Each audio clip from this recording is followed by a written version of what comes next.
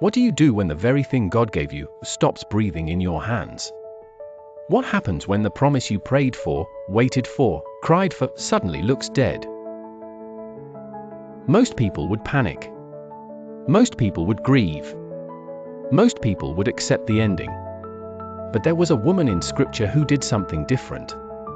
A woman whose faith still speaks across generations. The Shunammite woman. Her story is found in 2 Kings 4. She was known for discernment, generosity, and spiritual sensitivity. Many Bible scholars note that she recognized the grace on Elisha's life before others did. She prepared a room for him, honored the presence of God, and made space for the prophetic word in her home. And in time, through God's power, she received what seemed impossible, a son. But one day, the child went out to the field with his father and cried out, "My head, my head." He was carried back to his mother. The gift had become fragile. The promise had become painful. The joy she once celebrated was now fading in her lap. Then the child died. Now this is where many stories end. This is where tears become conclusions. This is where pain becomes permission to quit. But not her. She lifted the child, carried him to the prophet's room, laid him on the bed, and shut the door. She did not announce defeat. She did not build a funeral around what God had spoken. She did not let the visible moment define the final outcome. Why? Because she understood something powerful. What God begins cannot be interpreted only by what you see in the middle. When her husband asked where she was going, she answered with words that still shake the earth, "It shall be well." Not because everything looked well. Not because she felt well. Not because the child was already breathing. She said it because faith does not always speak from circumstances.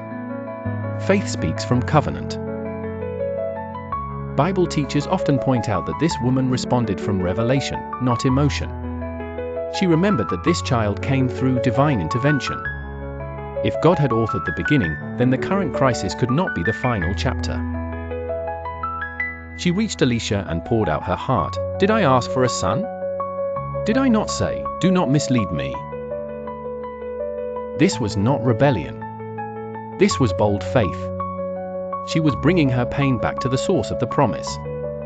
Then Elisha came to the room. He prayed. He stretched himself upon the child. He persisted. And life returned. The same room.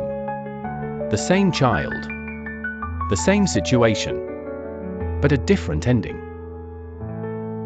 Listen carefully, this story is not only about resurrection. It is about refusing to call something final when God has not spoken the last word. How many people bury dreams too early? How many people walk away from purpose because of one painful season? How many people mistake delay for denial, silence for abandonment, struggle for the end? The Shunammite woman teaches us this: when a promise goes quiet, take it back to the source. When hope looks lifeless, take it back to the source. When your faith is shaken, take it back to the source. Do not let temporary pain write permanent conclusions. Your marriage may look dry. Your calling may feel hidden. Your prayers may seem unanswered. Your vision may feel delayed.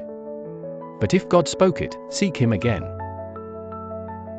If God started it, trust Him again. If God promised it, return to Him again. Because some things are not dead.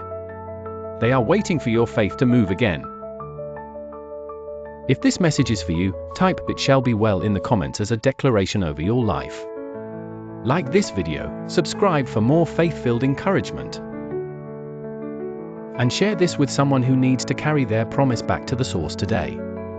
What God gave you is not finished just because it got quiet.